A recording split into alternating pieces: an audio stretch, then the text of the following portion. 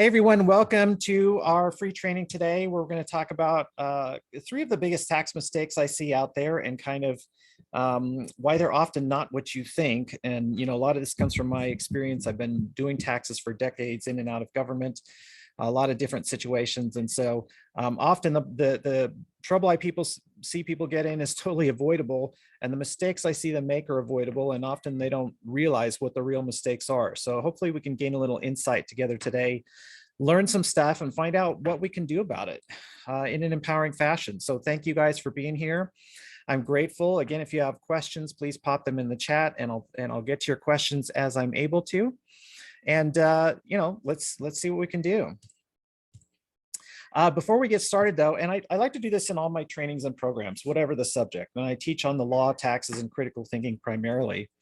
But I like to get in touch with how we feel about it, right? What are our emotions? Because we love to think of ourselves as critical thinkers and logical decision makers who are analyzing the facts and evidence.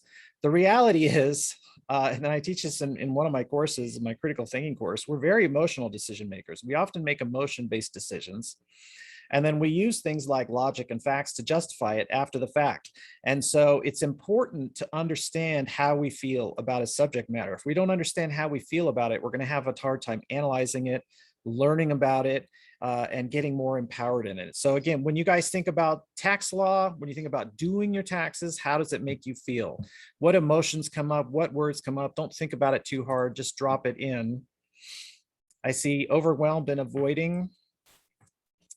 Bob from Seattle, welcome. Yeah, so I hear that one a lot, overwhelmed and avoiding. I hear things like dread,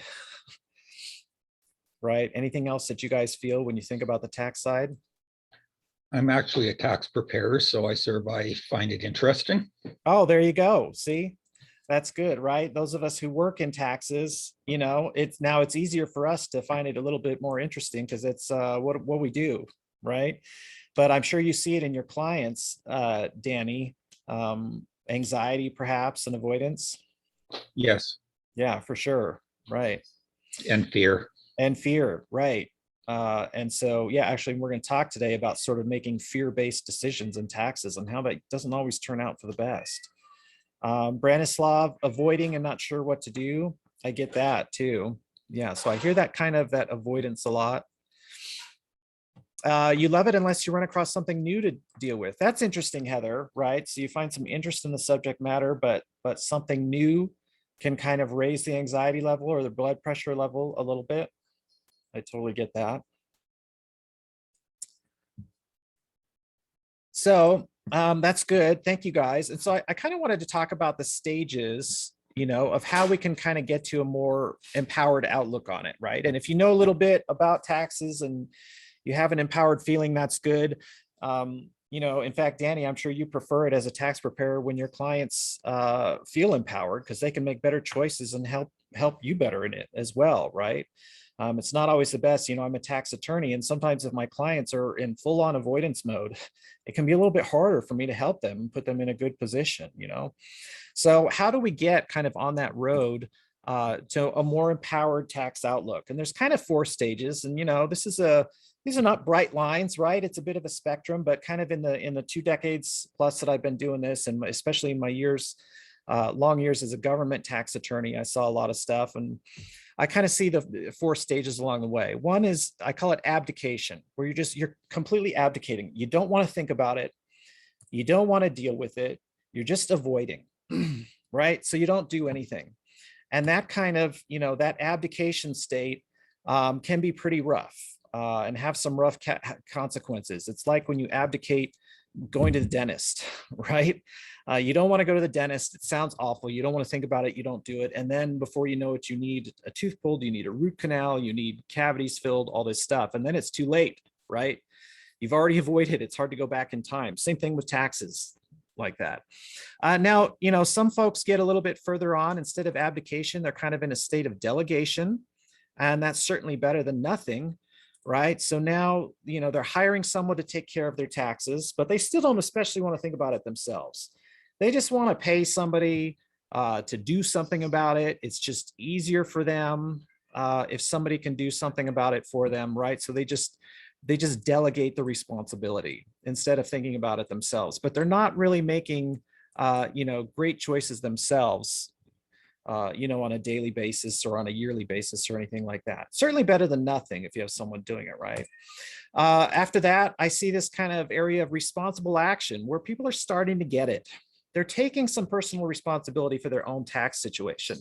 They're realizing that their tax preparer is not the end all be all, that their tax preparer can help them a lot, but they're also limited in what they can do, right? And they're willing to think about it.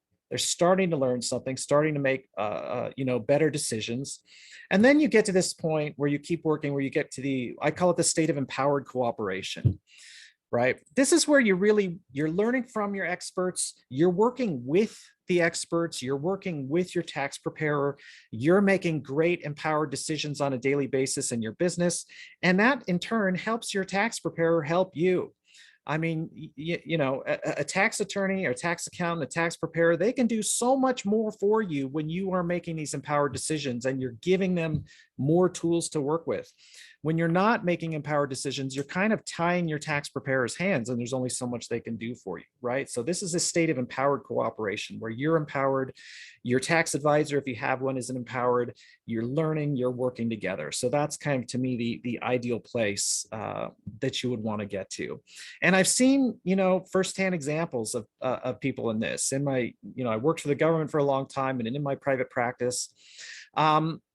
So a guy, we'll call him Ted. Obviously, I can't use the real life names, but someone who lived in a state of abdication when it came to taxes partially, right? So this is someone who came to me for a consult about a year and a half ago. He got some very bad tax news from 2 states, California and Oregon, right? So Ted lives and works in California. He runs a business and he has lots of clients in California. He also has lots of clients in Oregon. And Ted, he was doing his federal tax returns. He was kind of doing the basics. He had kind of delegated that. But man, he didn't want to think about state taxes at all. So when it came to state taxes, Ted had just completely abdicated his responsibility. He didn't want to realize that, yes, you have federal taxes, but then you also have your state and provincial level taxes to file. So it seemed too complicated. He didn't want to think about it. He treated it like, I don't want to get that cleaning at the dentist, so I'm not going to go, right? And so he didn't want to deal with it. Well, what happens is he didn't file his state returns, and it turns out he had filing obligations in both California and Oregon. And he wasn't keeping up with it, right? And years had gone by. And he had ignored the notices, he had abdicated. And so what happens? Both states then revoked his permission to do business. In California revoked his permission, Oregon revoked his permission to do business there. And those 2 states accounted for almost all of his clients. Well, that shut down his business, right? He was no longer allowed to do business in either state. So, it was fairly devastating, as you might imagine. Not a great position to be in. That's where abdication could get you. At that point, the most I could do for him at that point was just try to help him go back and file everything and pay all the back taxes, pay all the back penalties, all that stuff to try and get his business running again. But in the meantime, until the states gave him his permission back, his business was shut down, right? So abdication can have that kind of devastating result. So then delegation. Actually, my parents make a great example of people who lived in a state of delegation when it came to their taxes, right? So they weren't in abdication. They didn't completely avoid it, but they didn't really want to deal with it themselves. So they just delegated their responsibilities to advisors they trusted. And for most of the time, the advisors they trusted were pretty good, right? They got lucky. They had some good advisors. So that was a good spot to be in, right? But also, it kind of left them open, because they completely delegated and only trusted their tax advisors. They were kind of at the mercy of the advice that was given to them, right? So they had some good advisors for a while, but then they listened to the wrong advisors. And the advisors who were not great, who were perhaps unscrupulous, who were really out for themselves and their own pocketbooks instead of trying to do the right thing for their clients. Some of them know exactly how to take advantage of good, well-meaning people, right? They have slick presentations with fancy tax jargon, and they can make an emotional appeal, and they really know how to rope you in. And this state of delegation is one place where you're really at the mercy of those folks, the unscrupulous folks who will rope you in. Right. So they ended up investing in an illegal or abusive tax avoidance scheme, right? Because it sounded great. They're trusting advisors, they're delegating, and these people tell them, hey, if you invest in this way of doing business, you're going to save tons of money in taxes. It's going to be great, pay hardly any taxes. They make it sound super convincing, and it's easy to be convinced when you live in that state of just delegating. You don't have the empowered knowledge for yourselves, right? Well, in the end, my parents got caught. It was a bit rough for them. They get the letter from the taxing agencies that says, hey, we've caught you. You're involved in this illegal tax scheme. We're going to hit you with all these, the back tax bills for years, plus the interest and the penalties and the extra penalties because this is abusive and illegal, right? And now my parents, in a sense, got lucky. They were fortunate because they were among the first people to come in and make a deal. Right. They went to the IRS, they got I helped them get a good attorney who helped them realize that they were caught, they were stuck. There was not a lot of way out of this. So they were among the very first people who went to the government and made a deal. All right, we will testify against these unscrupulous promoters. We'll help you take down the real bad guys at the top. And in return, they got a break on the penalties, and their bill was not as bad as it could have been. It could have been shatteringly bad. It could have been business ending bad. Instead, all it did, I'll put that in quotes, was just set them back a couple years. But so they got lucky because they made a deal. They helped to bring down the real bad people at the top, and in return, they got a break. Now, not everybody's going to be that lucky. If you're not one of the first people in to make a deal, you can be in big trouble, right? But they still felt shame at being duped, right? Because they're smart, educated people, they're business owners, they're successful. So they felt a lot of shame at being fooled by these folks. They felt betrayed by the people they trusted. They felt a lot of regret too at the decisions they had made. And this is something I saw over and over, right? So this sort of situation was a big motivation for my going into government service as a tax attorney. And my specialty was prosecuting these unscrupulous illegal tax promoters and trying to bring those people down so they couldn't hurt more innocent people like my parents. Now, at the same time, that meant we also had to issue, some pretty devastating news against their victims.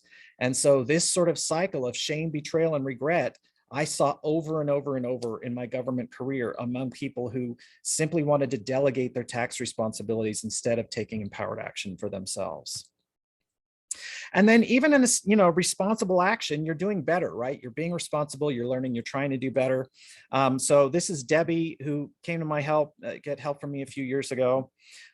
She hired me after she got a $30,000 tax bill in the mail, did not know what to do with it, right? You can imagine you get a bill in the mail for $30,000. That's the first you hear of it. That's a bit of a shock. It's going to get your heart going. It's going to get that blood pressure pumping, right? Now, Debbie is someone who liked to do the right thing. She tried to learn about taxes. She did try to make good decisions, and she did try to hire a good accountant, but she didn't really understand the nuances, right? She hadn't really taken a lot of empowered learning to heart. She wasn't really in that state of empowered cooperation. So, she was learning some stuff, but she didn't really understand the nuances and how to track her gains and losses. She wasn't getting sort of the ongoing advice, making empowered decisions on a daily basis, and she failed to report something properly. Now, she was lucky too. She got me involved early enough. I was able to help negotiate a settlement, right? But it was still $5,000 worth of my time. So she was still out a lot, still a costly mistake that set her back in running her business and planning her business. Right. So even when you get up there, there's still a ways to go to get to that state of empowered action. And so kind of how do we get you there? My teaching style, I try to combine sort of both sides of the brain, right? So that left brain, yes, we do talk about things like law and facts and logic, right? When you're talking about the law and a subject like taxes, you do have to get into what the law says. You have to get in, how does it apply to your facts? You have to talk about the logic of the situation. So yes, there's that left brain stuff, right? Then there's the right brain stuff. there's the heart, there's the values, their compassion, because we are emotional people. We are emotional decision makers. I don't want you making fear-based decisions. I want you making confident, empowered decisions with the ultimate goal in mind of serving your clients, growing your business, being more visible, right? That involves getting into your heart, understanding what our values are, having compassion for ourselves and compassion for the people around us. And so we kind of combine, both of that in how I teach things like law and taxes. And that helps get us to this state of empowered cooperation. And so it's the empowered cooperation in a couple of ways, right? Between both sides of our brain, the left brain and the right brain, getting that to cooperate and work, holistically together. And then also the empowered cooperation between you and your mentors and advisors and the people you're learning from, so that you're constantly learning, you're constantly making more empowered choices, and you're cooperating with your tax advisors, your preparers, you're helping them help you, helping put them in a better position to put you in the best tax position that they can.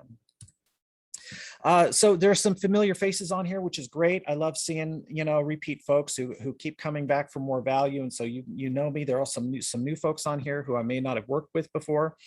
So just real quick, my name's Ian Foster. Again, I got my law degree from the University of California, Davis. I am a licensed attorney in the state of California. I do have my private legal practice where I do a lot of tax and business advice, as well as coaching programs where I coach people on how to get empowered for themselves, how to reach that state of empowered cooperation. And this is what I do full time, is educating and empowering this heart-centered business community, coaches, healers, transformational leaders, other small business owners, service-based businesses. Really, if your clients are more to you than just a credit card, if you're serving people and you care about your clients and you get passionate about them, that's who I help.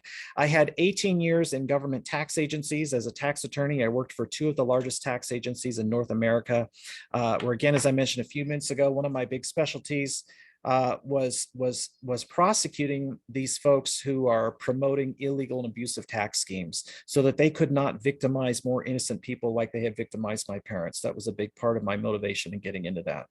I created, while I was with the government, training programs for auditors and attorneys, and I used to travel the country teaching them. So I've been all over the country teaching taxes for more than 10 years ago, or more than 10 years now. And now I run these training programs for private business owners. This is my chance to take all those years in the government, all the years of inside knowledge, and pass along my inside secrets to you guys, so you can see how the system actually works and get empowered for yourselves. And then hopefully not need to hire attorneys to get in trouble, right? Instead, you're taking advice, you're ongoing, getting that empowered and proactive advice from folks. So that bridge to that sort of empowered cooperation, right? Getting from, we had that abdication, the delegation, the responsible action, getting all the way into empowered cooperation. It starts with making sure you don't make some fundamental mistakes in how you think about taxes and how you treat taxes. And these mistakes are probably not what you think or not what you're expecting, right? These are not just sort of, little tax tips, like make sure you don't forget to report this income and make sure you deduct this thing, and right. You can Google that stuff and you can find lots of free advice and tax tips. Now, you do have to make sure you understand whether it applies to you and how it applies to you, because taxes are very nuanced and fact specific, and what works for one person doesn't necessarily work for another, depending on how you run your business and what you do, right? To me, so you can get a lot of that information, and there's a time and the place for that. For me, there's something very fundamental though. You can get all the tax tips you want, but if you are making these fundamental mistakes about how you view taxes and how you deal with them, all the tax tips in the world are going to do you no good whatsoever. You have to understand this sort of fundamental framework first. And 3 of the things that I like to talk about, again, I could talk about a number of things here, but I want to talk about the concept of delegation without taking responsibility. Big mistake people make. Treating taxes as seasonal, another huge mistake people make all the time. And then living in fear of the quote unquote, the tax man, right? The big scary tax man, or the tax woman, or the tax boogeyman, like it's the scary monster hiding under your bed, living in that fear. If you are making these fundamental mistakes, then all the tax tips in the world are not going to do you a lot of good. You're still going to have ongoing problems and be at ongoing risk and fear constantly. Right. So you try to learn what these mistakes are, learn how to avoid them, and then continue as you keep working with experts who are aligned with you, who are aligned with your mission and your values and purpose, to keep gaining that and empowering knowledge, and cooperate with them as you go forward. So that first mistake, delegating without responsibility. And the point I want to make is you can hold on to your tax power.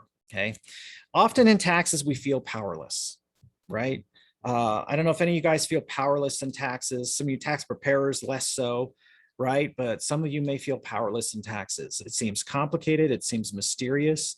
It seems like everybody else maybe knows what they're doing. You don't want to do it. We feel like we're powerless. We feel like we're at the mercy of the government, or at the mercy of advisors, or whatever it might be. But you may not realize how much power you have in taxes. And holding on to that tax power is actually going to help you work with your tax advisor and with your tax preparer better, right?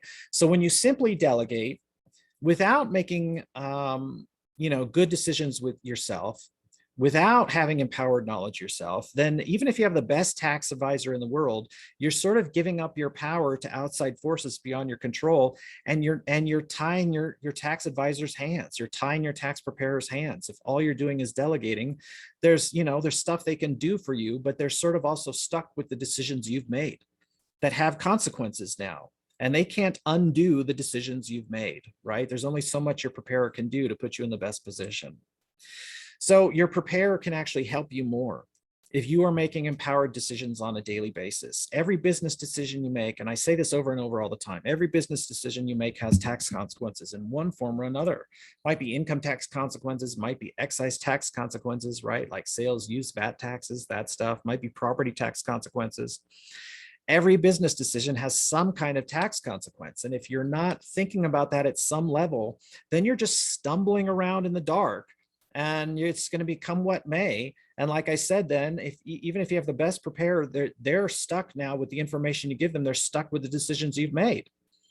And there's only so many options from there. Your tax preparer can help you more and put you in a much better position if you are making these empowered decisions on a daily basis. And especially if you're listening to their advice, if you're cooperating with them, right? Again, that state of not just empowerment, but cooperation. That's why I call it the empowered cooperation state, which is where you want to get. So again, help your preparer help you, right? And you don't have to have a preparer. Some people want an advisor and a preparer, and that's great. And some people want to do it themselves, and that's great too. But either way, if you're holding on to some of your power, and if you're making empowered decisions, you're going to be much better off. And then the second sort of fundamental mistake I make, and again, these are mistakes that no amount of tax tips are going to help you as long as you're making mistakes like these, is treating taxes as seasonal, when reality taxes are a year-long process. Okay, taxes don't really have a season, right? So when I was a government tax attorney, people used to ask me, "Oh, you must be busy, it's tax season." I was busy all year long dealing with stuff, because filing paperwork was just one piece of it, right? Now, if you're a tax preparer, so like Danny, you're a preparer, some of your own workload has a season as people try to meet filing deadlines, right? But our own taxes as businesses are not seasonal, because like I said, every business decision you're making all year long is going to have a tax consequence. And that's not seasonal, that's all the time. It's a year-long process of planning and learning and putting yourself in the best position to maximize your savings, putting your preparer in the best position to help you out when it does come time to fill out the returns and get them filed. Right? So they are an important consideration in every business decision you make. Every business decision you make has all kinds of legal ramifications, right? And taxes are one of those in all of them. And so by the time tax filing season comes, right, when it's the time to get your returns together, whether you're doing it yourself or whether you're giving your spreadsheets to your accountant or prepare to do it for you, your tax liability by then is mostly determined. There may be some tinkering around the edges. There may be some good faith disputes about how you can report something one way or another, but you've already been making these decisions all year long, and there are consequences from those decisions, and you cannot go back and undo those decisions. You've already made them, right? And so the best way to maximize your tax savings, and just as important, minimize that risk of getting in trouble, is to keep making empowered choices all year long, is to learn how this stuff works, how it applies to you specifically, because the tax laws, again, they're nuanced and they're fact specific, right? It's not like it's a blanket rule that applies to everybody in exactly the same way. You change how your business operates and you're going to change how the tax laws apply to you. So you have to understand that and make empowered choices all year long. And that's going to maximize your savings, minimize your risk. And if you have a tax preparer, if you like to have a tax preparer, that's going to help them help you by putting you in a better position when it does come time for filling things out, right? I know as a tax attorney, my clients I help with taxes, they make my job so much easier when they're making good choices. When they make bad choices, I am then stuck with trying to deal with the consequence and help try to minimize the damage from those bad choices. So my job as their tax attorney is so much easier when they're learning empowered knowledge from me and then they're acting upon that empowered knowledge and making good choices all year long. And the third thing is living in fear of the tax man, right? So again, I want you to make empowered choices, as I keep saying, and that means not making fear-based choices. So have you guys ever heard the phrase, a choice based in fear is often wrong, or sometimes it's the fear-based decision is often the wrong decision, or various versions of that? Have you guys heard that phrase before or anything like it? A lot of my clients are, mental health professionals, whether they be, therapists and psychologists or coaches and healers and that kind of stuff. And this is something I hear them say all the time, right? Your fear-based choice is often the wrong one. Now, not always, okay? If you're walking through a jungle and a tiger jumps out at you, go ahead and make the fear-based choice and run away or climb up the tree or do what you got to do, right? That's fine. If you're crossing a busy street and you hear a big bus coming, go ahead and make the fear-based choice and get out of the way, But in our daily business stuff, when we make choices out of fear instead of a state of empowerment, we're often make the wrong choice. And that is just as true in taxes as it is in anything else.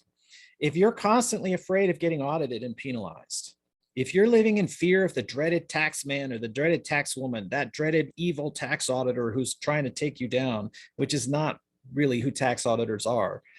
I was a government tax attorney. I audited, investigated businesses for a long time, and shutting down good people was not the goal, right? I was trying to help good people. But if you're living in fear of that, you're making fear-based choices, and that fear leaves you open. It leaves you open to making mistakes because you're not thinking through it in an empowered manner. It leaves you open to falling for these abusive schemes. Like my parents used to make fear-based choices in taxes, and the people who sold them the illegal tax scheme knew how to manipulate that, knew how to target their fear and take advantage of it, right? So it leaves you open to falling for that. And ultimately making these fear-based choices ironically increases your risk, right? You might be thinking, I'm terrified of getting audited and penalized, and so you want to reduce your risk, but then making choices out of that fear can end up in the end actually increase your risk of getting audited, increase the penalties you're going to have to pay, right? So again, learn how the system works and learn why the system works the way it does. Learn how it works for you instead of against you.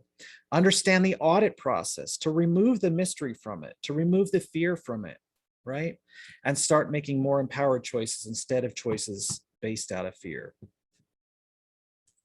And this state of empowerment, one of the great benefits from it is it lets you sleep well at night, man. This doesn't have to keep you up at night. This doesn't have to be a source of anxiety. You don't have to be worried that it's like you're worried about a roll of the dice that's going to come, sooner or later, it's going to come up snake eyes. I'm afraid to roll the dice. It's going to come up. Is it going to come up this time or not? You don't have to worry about any of that, right? Lets you sleep like a kitten. Those are 3 of our cats there. We travel all over the place with our cats, cuddling each other. And why can they sleep like that? Because they feel safe. They feel empowered, right? They're not living in fear, so they can sleep well. Do you guys have any questions about the stuff we've talked about so far? I can take a second if there's any questions out there.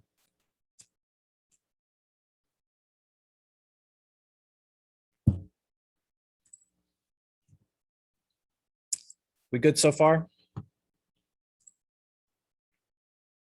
Okay. So then to sum of it up, right? What have we learned today about these fundamental tax mistakes? Well, we've learned that all the tax tips in the world are not going to help you as long as you're making fundamental mistakes about how you view taxes and about how you deal with them. As long as you're living in that state of abdication and delegation and not making empowered choices, then learning tax tips are not going to help you a whole lot, right? So hold on to your power. You want empowered cooperation. That's better than simple delegation, right? Yeah, making empowered choices, learning empowered knowledge, and cooperating with your tax preparer or your tax advisor or your tax attorney. That's going to be better. It's going to be better for you. It's going to be better for them. It's going to put you in the best position. Treat taxes as a year-round project, right? Not seasonal. Make empowered choices all year that maximize your savings and minimize your risk. And no fear, right? Remember the old no fear ad campaigns, right?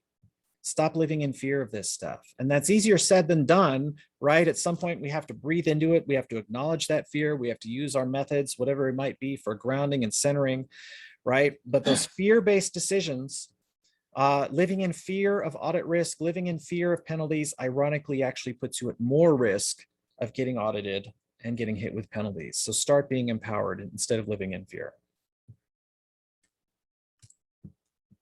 So, now what? What do you do with it? Sorry there. So you can go a number of ways with it, right? And sort of, what I've seen firsthand, living in that state of abdication and delegation, you can choose to stay there, right? I can't convince you to move forward along that path. It's up to you to convince yourself and decide for yourself. So living in that abdication and delegation, or even the state of responsible action without the empowered knowledge and the true cooperation, it leads to costly mistakes that set your business back, or even like we said about Ted up front, getting his business shut down altogether. I've seen these results firsthand. The shame if you feel like you've been fooled by someone unscrupulous, the regret of not acting sooner, that's very real. I see that in my practice. And when I was with the government investigating businesses, I saw it all the time when I had to deliver bad news to people. That sort of, oh my gosh, I can't believe I was fooled. I'm a smart person. I'm an educated person. I'm successful. How did I get fooled by these people?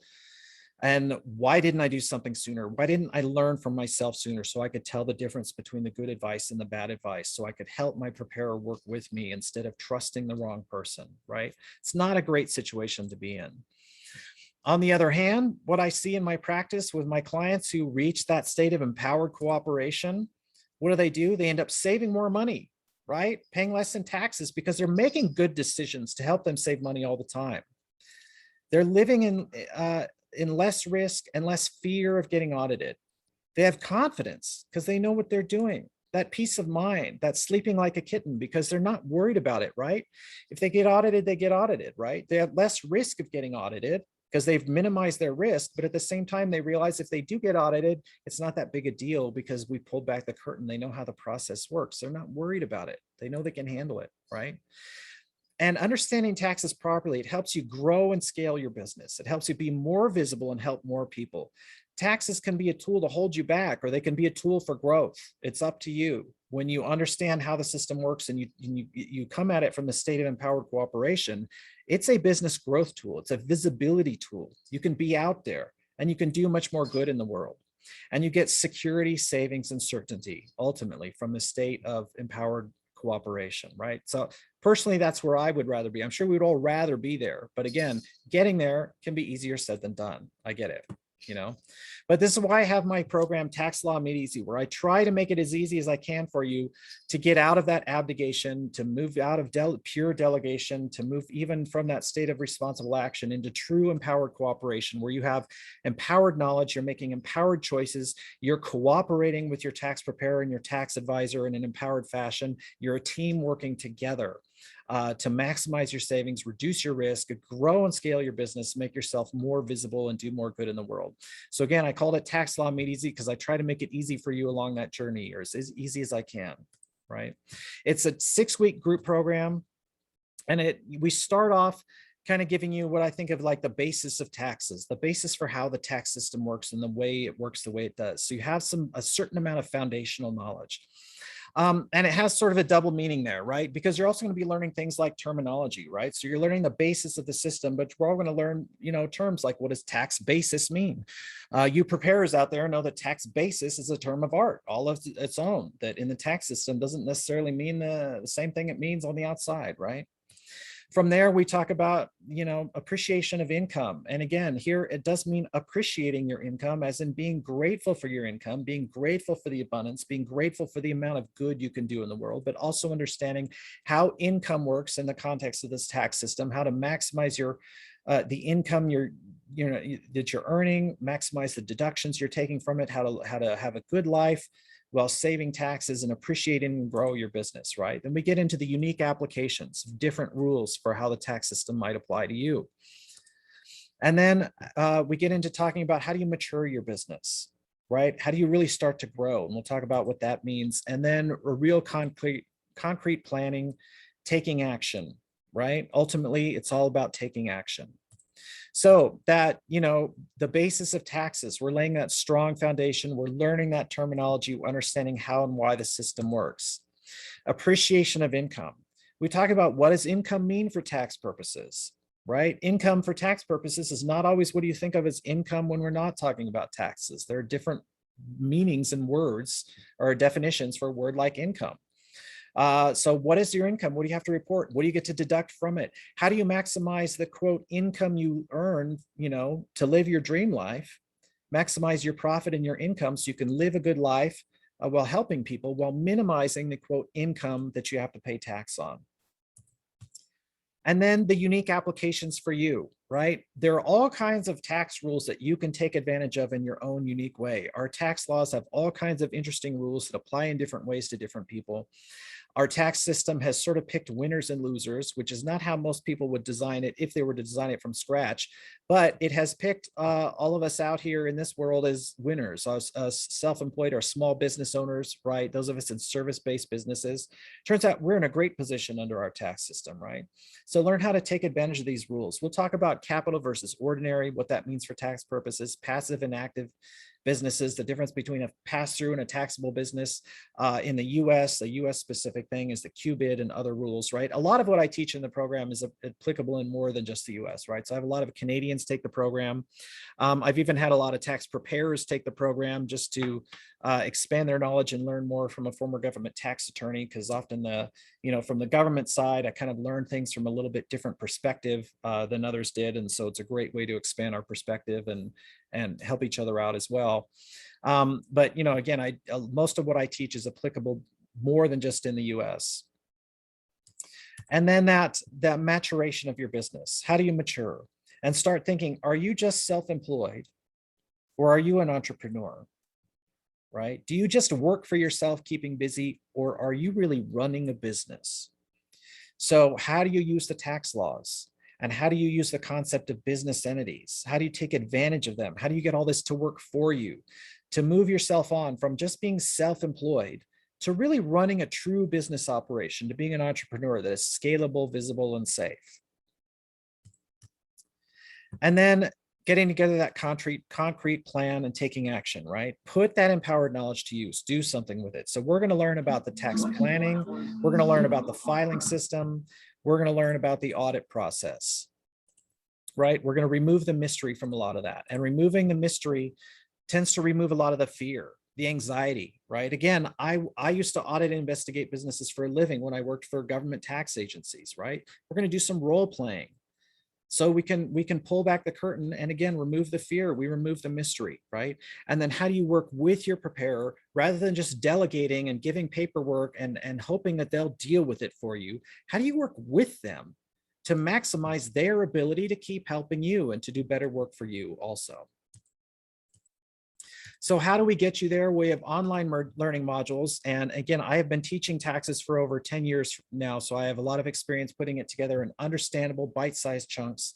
You're going to learn step-by-step how the taxes work for you. And I tend to have information in there that whether you're a novice or whether you know a lot about taxes already, there's going to be something in there for you. It's easy to learn for novices. And for those who are experienced, you're going to get a bit of a different perspective that will expand your knowledge given my experience having worked for the government. We have the weekly Q&A calls, and we have the worksheets and quizzes and checklists, right? So you're going to absorb and implement what you're learning, learn how it applies to your unique situation. And we have, as it's a 6-week program, we'll have 6 live Q&A calls. These are going to be done via Zoom. We're going to answer all your questions, and we're going to work through the issues together in a safe, caring community of like-minded business owners. I try hard to form community, to form trust amongst each other so that we can work through this stuff together, right? And I'm not going to claim to have all the answers immediately, but we can work through it. We can figure it out. Everybody's business is different. The tax law applies a little bit different to everybody, right? And so we're going to get all your questions answered. We're going to work through the problems and the issues, and we do this in a group. And I tend to stay on these calls as long as it takes, right? I try not to have artificial cutoff times. If you come and you have questions and you have more value to add and more value to receive, I want to stay on the calls and help you guys out. And then you get recordings of the Q&A calls. If you can't make all of them, that's fine. You can watch the calls you miss. You can still get the value and the learning from all the questions that everyone asked. And you can even email the questions, make sure it gets answered on the recording so that you'll have that. And then you're also adding value because everyone else, if you have that question, other people are going to have it too. So they get that value from you. When you enroll, you get instant access, right? So you instantly access all of the pre-recorded online learning modules. You get the slides, the worksheets, the quizzes, and checklists. And you get access for the lifetime of the program. As long as I run this program, you will keep access to all the content and the recorded Q&A calls. You'll get the call schedule and links, so watch for your schedule. We're going to start the calls in about 2 weeks. And you'll get access to a trusted community, right? Being on these calls, the point of the calls is not only to answer your questions. It certainly is that, right? To get your questions answered, but it's also to form community together. And one of the ways I make sure we're in a trusted community is that the Q&A call recordings can only be accessed by people who join this run of the program, right? And I run this program a couple times a year. I've run it a bunch of times. People from last year do not get your call recordings. People from next year will not get your call recordings. I want you to be able to open up and trust that you know who's out there seeing, what you're saying on there, especially if you're going to be talking about your business and your struggles and things you're not sure about, right? I don't want you to have this concern that someone that you've never met 3 years from now is going to get that recording, right? So part of the way we promote that trusted community is only people in this run of the program will get access to the Q&A call recordings. Some of my clients who've taken Tax Law Made Easy, right? So again, I try to make it accessible for both the novice and the experienced expert so that everybody can get something out of it. So Terry in California knew nothing about taxes, right? But she said the course was accessible and one of the more beneficial things she's done for her business. Sarah in Tennessee, someone who gives some financial advice. She knows something about taxes. She's kind of in the medium range as far as tax knowledge. She said, this course expanded my knowledge and gave me a deeper understanding, and also gave me the verbiage I needed to talk about taxes and help my clients with confidence, right? Because again, you want your preparer and your advisor to be able to help you more, and you may need some of the language to do that so that you can have a better conversation. And then Connie from Vermont, who is a tax preparer and accountant and knows a fair bit about taxes, she said this program is definitely worth it. I know a lot already about taxes, but I learned so much, and Ian makes it easy no matter what level of knowledge one has. What's the value of a program like this? Well, it depends on how you look at it, right? Well, so, you're getting access to a longtime actual government tax attorney. Okay. And think about where out there do you have access to a real life government tax attorney who was in there running the system from the inside. This is one of my kitty cats, Jonesy, who shows up on a lot of the webinars. At my hourly rate, I kind of went through and added up the hours and did the math. At my hourly rate for this content and Q&A time, if you were just to hire me individually, you'd pay $12,000 of my hourly rate, right? But what about avoiding unnecessarily audits, right? If you want to reduce that risk, you want to maximize your savings, but you want to do it legally and safely, right? You don't want to do it in a way that's going to give you unnecessary risk. Well, I have defended people in audits, and again, to defend you in a relatively simple audit, I'd probably charge you $5,000 or more. And even then, I can't guarantee that I'm going to get you off of the bill. It all depends about what you've done all year long. If you've made great choices all year long, it gives me more tools to get that bill lower, right? But if you've been making poor choices with a lack of knowledge, you may be stuck paying what you're paying. Either way, if we're talking about a simple audit, I'm probably charging you about $5,000 or even significantly more to defend you in it. Avoiding costly penalties, right? So again, a big reason I went into government tax service is to try and take down these people who sell the illegal or abusive tax schemes. right? So that they don't victimize more innocent people like they did to my parents when I was growing up. If you get caught up in an abusive tax scheme, and let's say it's a very, in tax terms, we would consider this, kind of smaller amounts, right? But let's say somebody sells you an illegal or abusive tax scheme where you're going to save what I would say only $10,000 in taxes. People are often saving, quote saving, because they always have to pay it in the back end on penalties, right? But if you're saving only 10 grand in taxes on some sort of abusive scheme, then you're not only going to have to pay back that 10,000, right? But the penalties and interest alone are going to cost you another 10,000 or more, because the penalties for engaging in what we call abusive or illegal schemes are massive. You owe the interest. Then there's something called the interest-based penalty, where they double the interest you have to pay. There's an accuracy related penalty, which is 25% of the taxes. There's something called an economic substance penalty, which is another 40% of the taxes. And they're stackable. Those interest and penalties, boy, do they pile up, right? And you end up way worse off than if you've never done it in the first place. And then the confidence and peace of mind, right? That safety, that security, that certainty, that confidence, and building a visible and profitable business with the tax laws working for you. I'm not even sure how to value that. That to me is priceless, right? It's hard to beat sleeping well at night and having confidence and peace of mind. So during this launch, you can join for as little as $377 today, plus 2 more payments of $377, right? So that's the payment plan. So that's if you can get in for as low as 1 payment of $377 today, and then a couple more payments. And then if you want, you can choose the full pay option, save even more money, and join for 1 low payment of $997. Oh, join, sorry about the typo there. Every now and then I miss my own typos, and this is how I catch them, right? So you can save even more and do the full pay of $997. That gives you the most savings, right?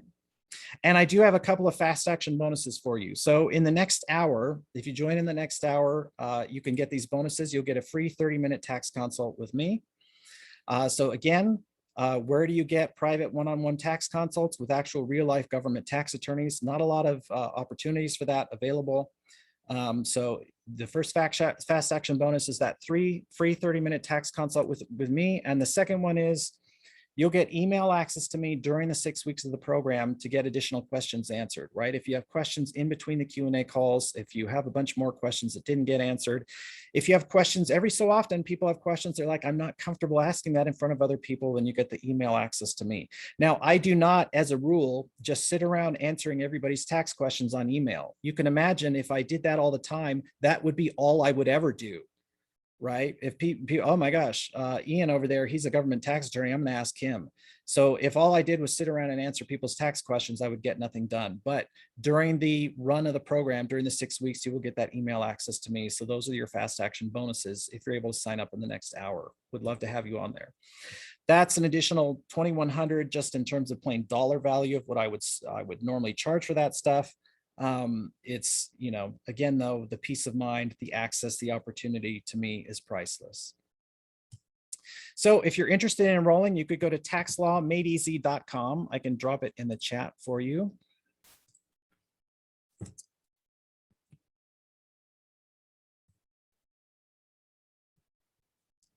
So taxlawmadeeasy.com if you're interested and you want to check it out. Again, I love the community that we form on here. I love how we get together and work this stuff together. I've seen great, friendships formed on my classes and my calls, business relationships formed. So you're going to learn a lot about yourself, learn a lot about others, and really learning this stuff in community is really such a great way to bridge that gap from that abdication to the delegation, getting all the way up to that empowered cooperation.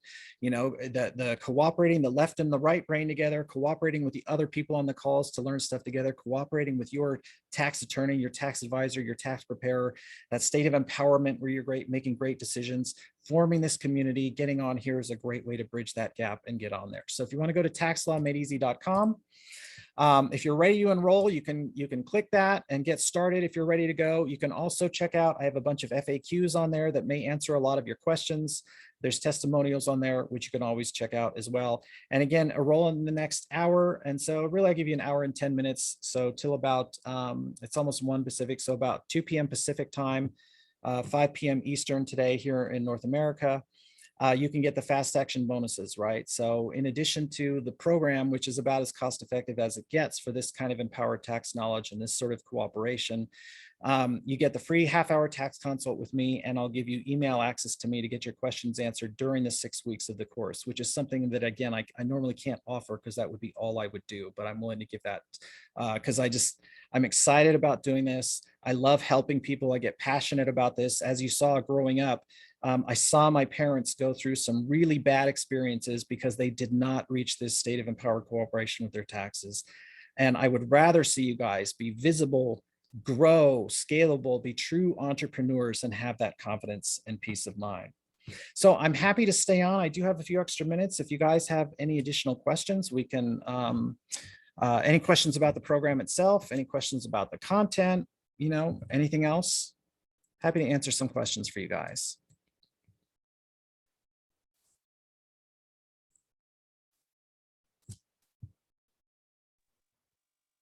Hi, can you hear me again? This is Peter Rupa. I can hear you. You're a little muffled and quiet, but let's see what we can do. Is this better? I'm holding the phone a little closer to my mouth. Okay. Go ahead and ask, and I'll see if I can understand the question. So I'm in the process of getting into a trading business, like a day trading business.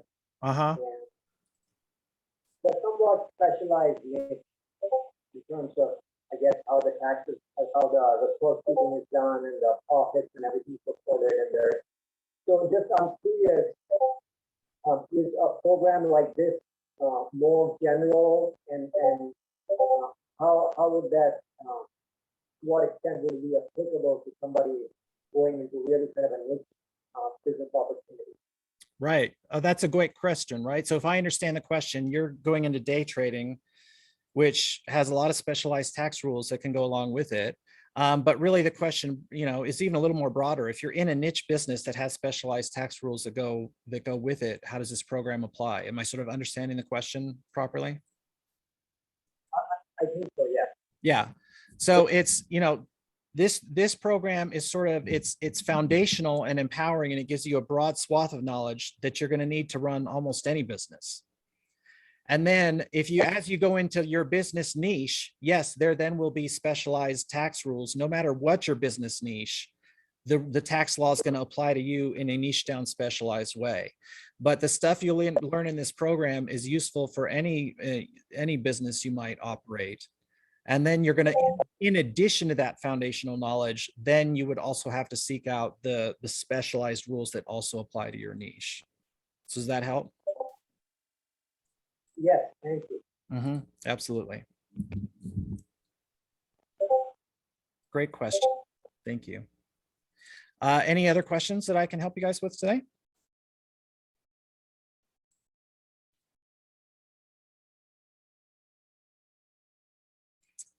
Well, if not, that's okay. I'm glad you guys are here. I do appreciate it. I know you guys could have been doing a lot of other stuff with your time today. And so hopefully you got some value about how to, move on to that state of empowered tax knowledge. Branislav, do you have a question? Yeah. Yes, first, thank you, Ian, it was excellent. You covered a lot of area. How specific you will go in your course, if, meaning, this is for small businesses, mostly online businesses. Do you have do you prepare yourself to be very specific, or you're open for different? That kind of depends on how you see it. Like some people will look at this course and think, especially if you know a lot about taxes already, it might look a little more general, although you're still going to gain a different perspective since having come through the government. And other people might look at it and say, no, that looks specific to me. So it kind of depends on, some people might think it looks specific.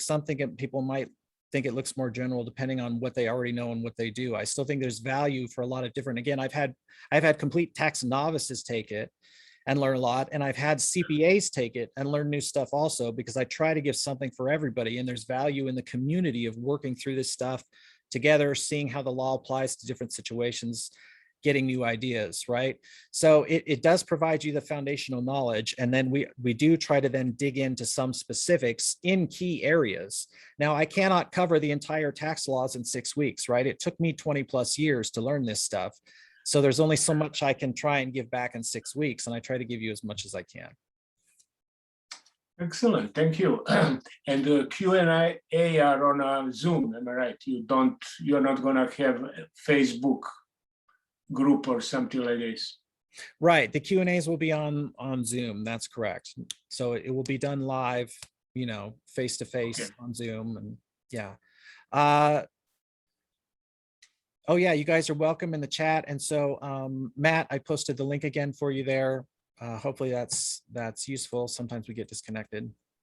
And so, yeah, again, if you're able to join in the next hour, you get the free tax consult with me, and then you get the email access to me during the run of the program, which, are things I don't just normally give away, but I wanted to give you guys, some help to, if this is the right thing for you at the right time, then trust the universe and take action. I think the universe rewards action, rewards speed, by giving back to us. Any other questions?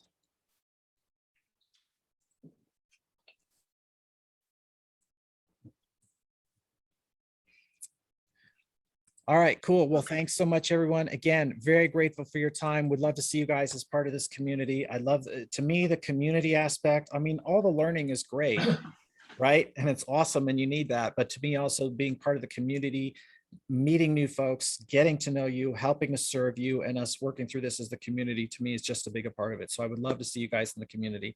Thank you so much, everyone. Really grateful for your time. Hope to see you there.